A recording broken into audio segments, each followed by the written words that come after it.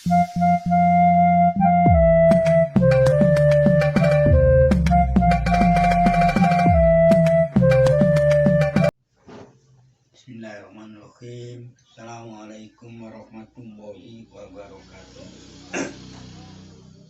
Ya, hari ini kita bertemu lagi. Yang akan saya bahas hari ini yaitu surat As-Saba ayat nomor 23 dan surat Fatir ayat nomor 10. Maka Saudara Habib, saya persilakan untuk membaca dua ayat tersebut. Silakan. A'udzubillahi minasyaitonirrajim. Wala tanfa'us syafa'atu indahu illa liman adina lahu hatta idza fuzzi'a an qulubihim qalu madza qala rabbukum qalul haqqa wa huwal aliyyul kabir.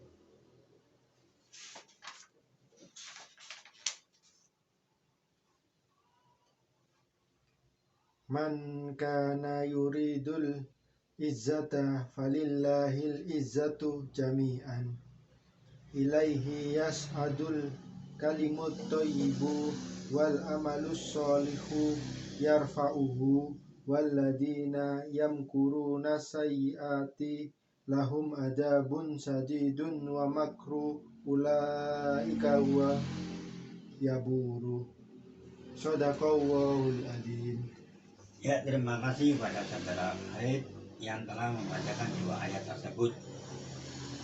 Maka akan saya jelaskan dua ayat tersebut.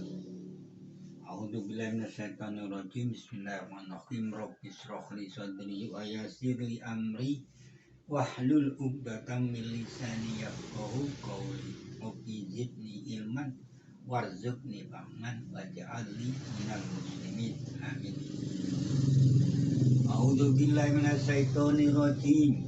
Wala yanfa'us syafa'atu indahu illa liman adina lahu hatta idza fuzzi'a an qulubihim qalu madza qala rabbukum qalu al-haqqu wa huwal aliyyul kabir. Itu boleh sampean baca kabir, lebih bagus itu baca Aliyul Kabiru, karena ini semua menempati tempatnya khobar daripada huwa itu. Saya jelaskan. Walayan fa'us syafa'atu, ya, lam itu lam nafi, ingat ya, lam nafi. Walayan fa'us syafa'atu, dan ini wawan ini tertib. Syafa'at ini sebagai fa'il daripada tanfa'u. Sebab apa? Ini huruf mudhari'nya tak. Nah, ini domirnya syafa'at. Jadi syafa'at itu tidak bermanfaat, tidak berguna indahu di sisi Allah, kecuali illa liman azinalahu, kecuali siapa saja yang diberi izin baginya dari Allah, memberi izin untuk memberikan syafaat. Hatta, ini perhinggaan saja, idza fuzzi'a an qulubihim, apabila yang mempunyai syafaat itu dihilangkan, dihapus di dalam hatinya rasa ketakutan, mereka tuh berkata qalu madza qala mereka berkata, madza ini istifham, madza kapan, apa yang Tuhan kamu sekalian berfirman. Qalu, mereka itu yang mempunyai syafaat itu mengatakan al-haqqu, kebenaran, wa huwa aliyyul kabirun, dan dia itu Allah itu maha tinggi dan maha besar. Jadi ayat ini mengenai sesuatu, siapapun juga yang mempunyai syafaat itu bisa diberikan syafaat itu apabila mendapatkan izin dari kepada Allah. Jadi semuanya ini tergantung Allah. Nah, tergantung dari Allah. Ya ini. Jadi semua syafaat itu tidak akan berguna di sisi Allah kecuali siapa saja yang diberi izin baginya untuk memberikan syafaatnya itu. Ini terutama pada malaikat, ya, para nabi-nabi dan para ahli ilmu, ya, dan orang yang beramal, amalan yang baik yang untuk diminta menjadikan syafaat untuk yang melakukan itu. Itu pun juga kalau tidak ada izin Allah, tidak berguna dia. Tanfa'u nafa'a ini tak berguna. Ya, setelah apabila orang yang mempunyai syafaat itu terutama pada malaikat ini, ya, ujian kulubihim, nah, ketika dia tuh rasa takutnya itu hilang, ya, dihilangkan. Ini maf'ul, ini majhul fi'il majhul. Apabila rasa ketakutan dihilangkan di dalam hatinya, mereka tuh mengatakan dari orang-orang yang mempunyai syafaat, apa yang Tuhan kamu sekalian katakan? Mereka tuh mengatakan kebenaran bahwa Allah itu maha tinggi dan maha besar. Ya. Jadi ini ada hadis yang mengenai syafaat tadi itu, yang dikeluarkan oleh, saya baca, wa akhrajal Bukhari wa Abu Dawud wa Tirmidzi wa Ibnu Majah wa ghairuhuma min hadisi Abi Hurairah. Jadi yang mengeluarkan hadis ini yang menulis di redaksinya itu Al-Bukhari, Abu Dawud, Tirmidzi, Ibnu Majah, selain dari keduanya itu dari hadis Abi Hurairah yang mempunyai berita itu, yaitu Abu Hurairah. Anna Nabiya sallallahu alaihi wasallam, bahwasanya Nabi itu sallallahu alaihi wasallam, di sini an masdariyah.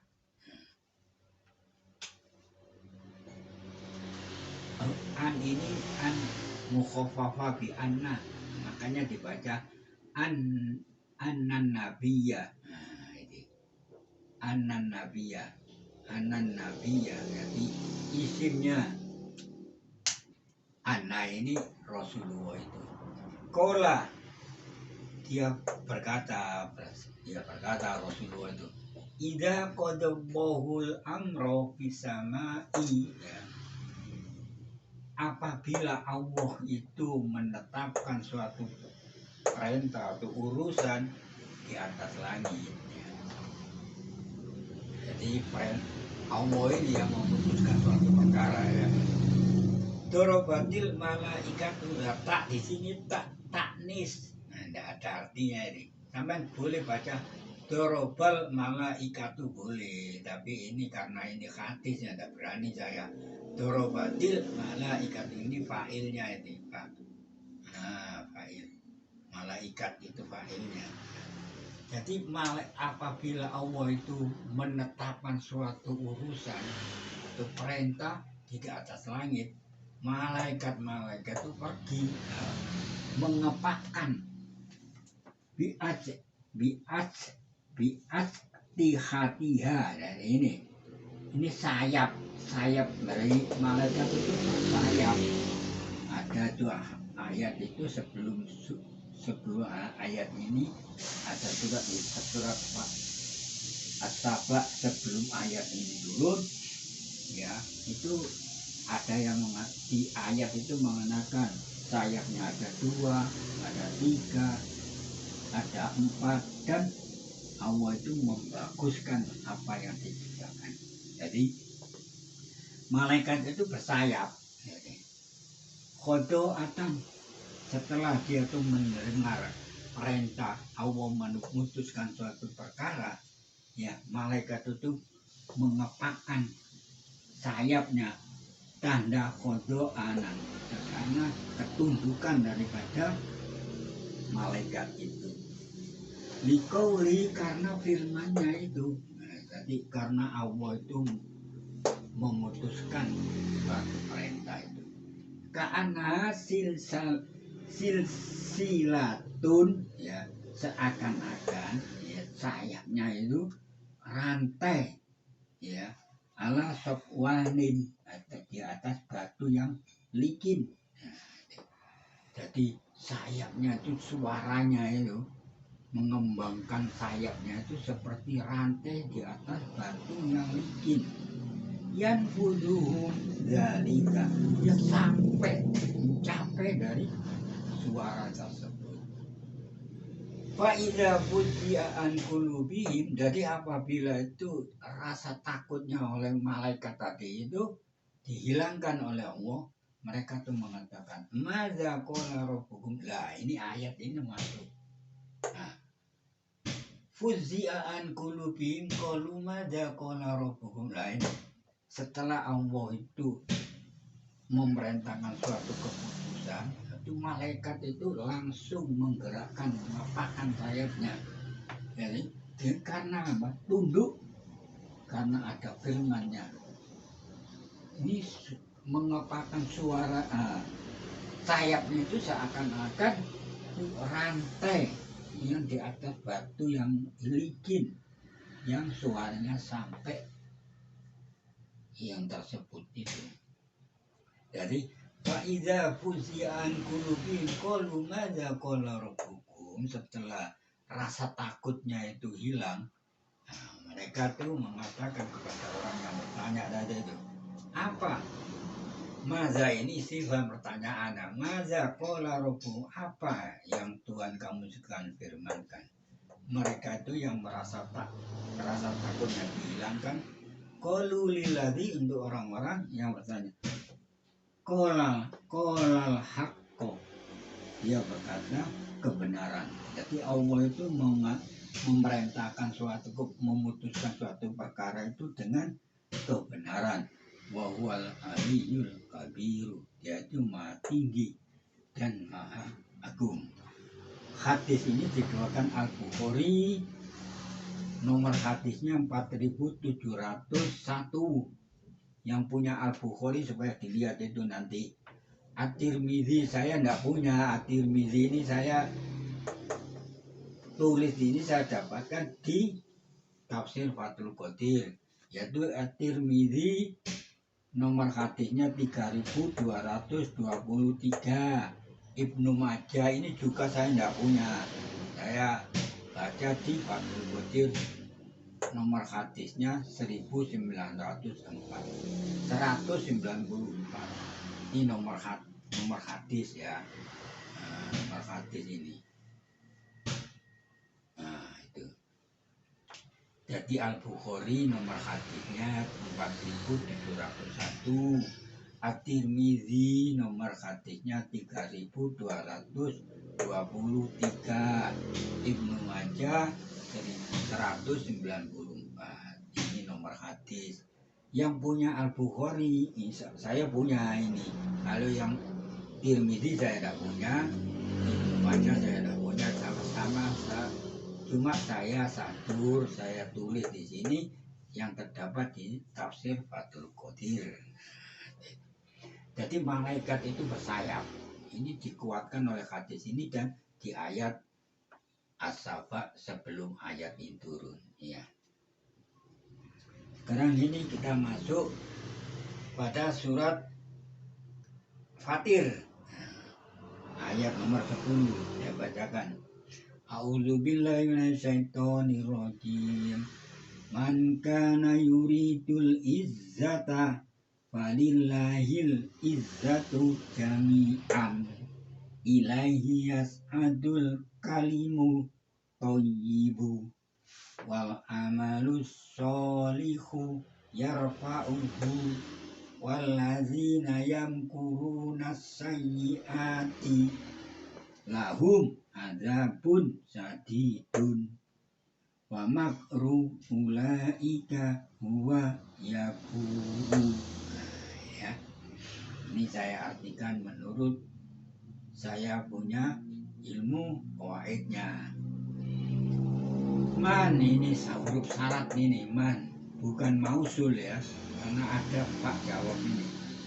Man, siapa saja yang menginginkan suatu kemuliaan, yang rasa mulia ya, maka kemuliaan itu milik Allah semuanya. Nah, jadi kalau saya di Eropa man ini syarat, kanan nakit itu ini khobar daripada isim kana, izzat ini maf'ul dari yuti. Jadi siapa saja adalah yang menginginkan suatu kemuliaan, ya mulia ya, merasa dirinya dimuliakan oleh Allah, walillahil izzatu, maka kemuliaan itu milik Allah semuanya. Lah jami'an ini takkid.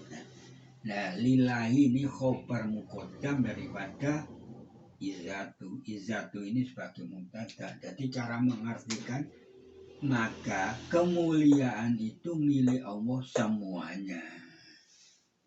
Jadi jangan milik Allah kemuliaan itu semuanya, ini salah. Karena ini lillahi ini sebagai khobar muqaddam daripada izzatu. Jadi jami'an boleh zaman izzatu jami'an kemuliaan semuanya itu milik Allah itu boleh, karena ini takkid daripada izzat. Ilaihi yas'atul kalimut thayyibu,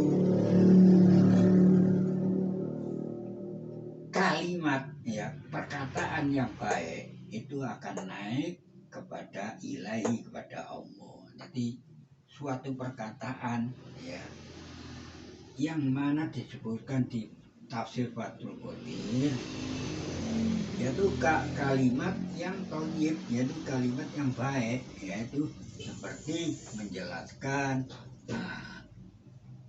zikir dengan bacaan tahmid, tahmid, tauhid, tauhid, tahmid, ya, tajmid. Jadi satu kalimat ketauhidan yaitu la ilaha illallah, satu kalimat ya pemujian yaitu tahmid, memuji kekuasaannya Allah, tahmid, tajmid yaitu mengagungkan daripada kekuasaannya Allah. Seperti surat Al-Fatihah itu kan dialog antara Allah dan hambanya, yaitu ya Ar-Rahman, alhamdulillahi rabbil alamin. Jadi hambaku, katanya Allah, memuji aku. Ar-Rahmanir-Rahim, hambaku mengagungkan, gitu. Maliki, ya, mengakui kekuasaan. Nah ini makanya Al-Fatihah itu cara membacanya harus tartil seperti satu ayat per ayat, jangan langsung Ar-Rahmanir-Rahim. Ini menyalahi hadis yang dikeluarkan oleh Abu Hurairah. Ini sahih hadisnya itu, Al-Bukhari juga gitu ada itu. Jadi ini sama dengan itu kalimat thayyibu, ya, suatu perkataan yang baik itu memuji, mengagungkan, mengakui keesaannya Allah, gitu. Ya, jadi nanti naik kepada Allah itu. Nah, ditulis perkataan yang bagus, yang baik itu, yaitu menyuruh beramal ma'ruf dan mencegah kemungkaran, ya, gitu. Terus ini oleh malaikat kan dicatat itu, ya, itu sampai lihat di semua hadis-hadis itu dicatat itu perkataan yang seperti itu. Jadi membaca ayat-ayat Al-Quran ini kan suatu perkataan yang bagus, ini dicatat oleh malaikat, nanti disetorkan kepada Allah itu. Makanya itu hadis ini saya bahas masalah surat Al-Fatihah ini berkaitan dengan itu ida qadallahu amra fis sama'i itu malaikat itu. Jadi nanti itu dilaporno, laporan, Pak, ya Allah, saya mencatat ini si fulan berkata gini, gitu. Saya menjelaskan kalau beker ini menjelaskan seperti ini mendapat pahala. Ini nanti dicatat oleh malaikat, disetorno, disetorkan itu, ya, adu ini diangkat. Wal amalu sholihu yarfa'uhu, dan amal-amal karena dia berkata yang benar dan sesuai dengan tuntunan Allah dan Rasulnya. Nah, dia tuh melakukan amalan yang telah diucapkan seperti ini. Ya, seperti ini ya Pak, bukti daripada suatu perkataan yang bagus itu. Nah, gimana? Menyuruh hal yang baik. Kamu melakukan enggak? Nah, ini dicatat mengenai amalnya itu. Nanti yarfa'u diangkat ke Allah, disetorno sama bersamaan dengan kalimat tadi itu. Konsekuen enggak? Konsekuen enggak?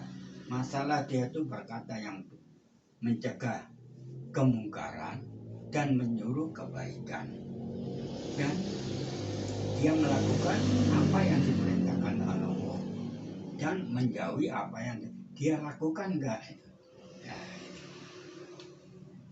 Dan ini saya al-kalimu ini kan sebagai fa'il daripada iki ya, dari yas'adu atau ibu naat sifat daripada al-kalimu. Jadi perkataan yang baik itu ya yang bagus, sifatnya yang bagus, jangan yang buruk-buruk. Tidak ada ini ya. Wal amalu sholihu, jadi konsekuensinya daripada suatu kalimat kata-kata yang baik itu dia tuh melakukan amalan yang baik. Ini akan diangkat ya oleh Allah. Ini kalau menurut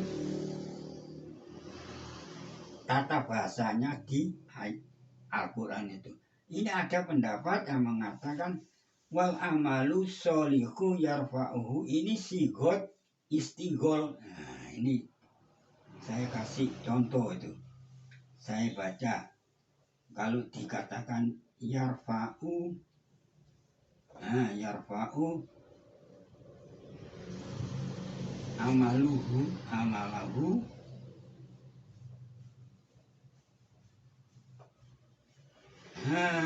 ini yarfa'u amalahu sholihahu.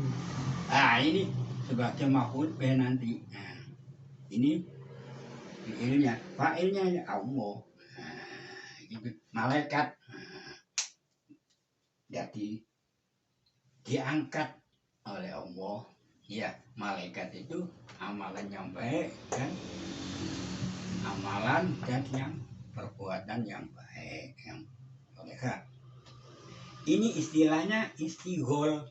Boleh sampean baca amala itu solihah itu boleh. Nah, karena apa dikatakan istighol? Karena ini sibuk, ini sebetulnya sebagai maf'ul bih dan fi'il mudhari'nya ini disibukkan oleh dhamir hu-nya ini. Jadi kalau ditulis lengkapnya itu yarfa'ul amalahu sholihahu. Nah, ini nasabnya di sini namanya istilahnya istighol. Jadi maf'ul bih-nya disibukkan oleh fi'il yang bersambung dengan domirnya itu. Domirnya ini sebetulnya sebagai maf'ul bih. Kalau wawu ini litartibi aja ya. Jadi bukan, kalau dibaca amalu sholihu ini sebagai fa'il daripada yarfa'u. Jadi kalau dikatakan istighol, ini cara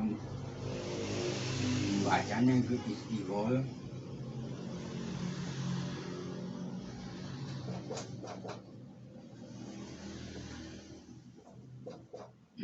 Istighol. Sibuk.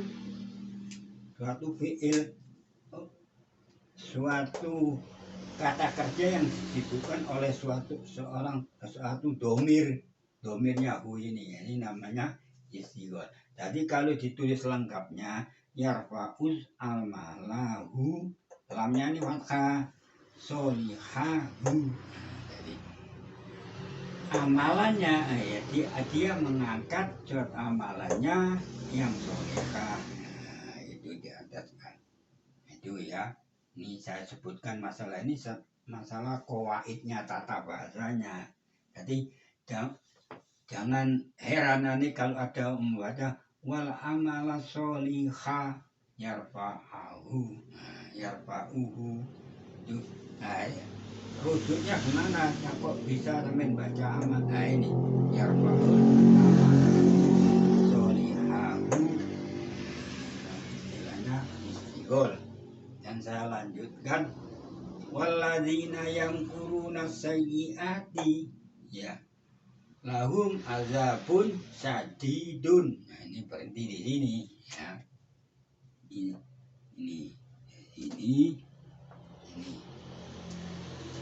satu kalimat ini. Nah itu ya. Orang-orang yang kuruna sayyiati ini, yang kuruna ini bersekongkol. Ya. Jadi orang yang bersekongkol, mufakat lah ya, di dalam keburukan, kejahatan. Azabun sadidun lahu. Allah itu akan menghadap dengan keras bagi orang-orang yang apa tadi itu, bersekongkol, bermufakat ya, untuk membuat suatu kejahatan. Ini terjadi zaman-zaman sekarang itu. Awas, hati-hati. Pasti itu oleh Allah itu akan diadab dengan sadid, dengan keras. Pasti ketahuan tuh. Di dunia, bukan di akhirat nanti. Di dunia pasti kejadian.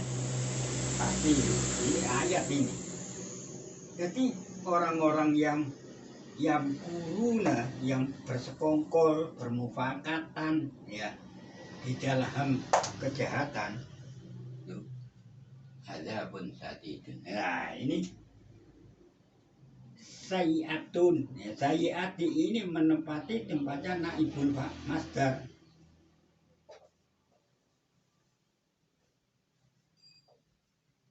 Naibul masdar ya, yang kalau ditulis aslinya, nah, ditulis aslinya itu gini, ini aslinya saya tulis di sini ya. Waladzina ya yam kuruna, ini kan fi'il yang guru.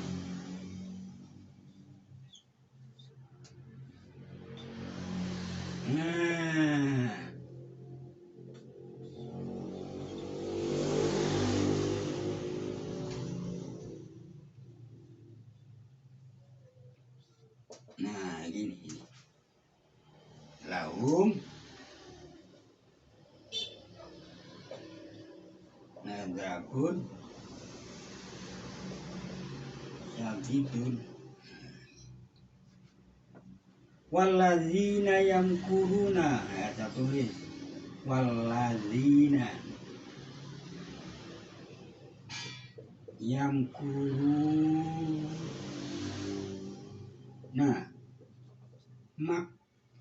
makroti sayyiati. Nah ini jadi masdarnya dari yang kurunya dihilangkan, diganti oleh sayyiat.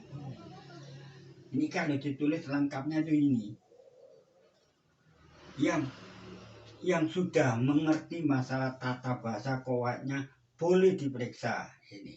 Bila saya memberi penjelasan ini salah, umpamanya kurang, supaya ditegur. Ini kalau menurut ayatnya itu waladzina yang kuruna sayyi'at. Lah ini ada masdar yang dibuang itu. Jadi digantikan oleh sayyiati. Nah, ada ini. Kalau ditulis lengkapnya seperti ini. Orang-orang yang bersekongkol, bersekutu, ya, makroti. Ini madarnya dari ini bersekutu di dalam keburukan, kejahatan, azab yang sangat keras bagi ini. Ini mubtada, khobar muqaddam. Ini mubtada muakhir. Yang sudah pernah belajar ilmu qawaid, ini supaya diperhatikan itu. Ya. Jadi pasti orang yang bersekongkol berbuat kejahatan, entah itu di dunia di negara apapun juga, itu pasti akan diazab dengan keras oleh Allah. Jadi harus boleh saya buktikan, apalagi zaman sekarang ini ya, banyak itu orang-orang yang bersekongkol dari suatu kejahatan, itu pasti ketahuan tuh. Pasti tidak, ini di dunia bukan di akhirat. Kalau di akhirat jelas ya. Kalau di dunia pasti ketahuan tuh, akan diazab oleh Allah dengan azab yang paling keras. Iya, boleh teman buktikan, apalagi di negara kita ini banyak itu tipu daya, muslihat, ya, bersekongkol, mufakatan untuk berbuat hal-hal yang tidak baik, ya. Pasti ketahuan tuh. Ini ayat ini, bukan saya sih ngomong, ini ayat ini. Ya, boleh diperiksa nanti ayat surat Al-Fatir ayat nomor 10. Saya lanjutkan. Wa makru ulaika huwa yafuru. Lah ini tipu daya mereka itu pasti dia oleh Allah dihancurkan, binasa. Ini tadi itu diazab dengan keras, sekarang dihancurkan. Nah, gitu. Ini ayat. Boleh sampai buktikan, siapa yang mau mendengarkan uraian saya itu. Ini saya dapatkan di tafsir Fathul Qadir masalah surat Al-Fatir. Ya, kalau i'rabnya ini insya Allah saya. Nah. Jadi siapa saja yang mempunyai tafsir Fathul Qadir harap dilihat lagi itu. Apa benar uraian saya ini? Kalau saya salah, saya serahkan pada Allah. Benar pun itu bukan saya yang ngomong, dari firman Allah itu yang saya jelaskan. Ya, mudah-mudahan saya punya penjelasan ini mendapatkan manfaat dan ridho dari Allah Subhanahu wa Ta'ala. Amin ya rabbal alamin. Assalamualaikum warahmatullahi wabarakatuh.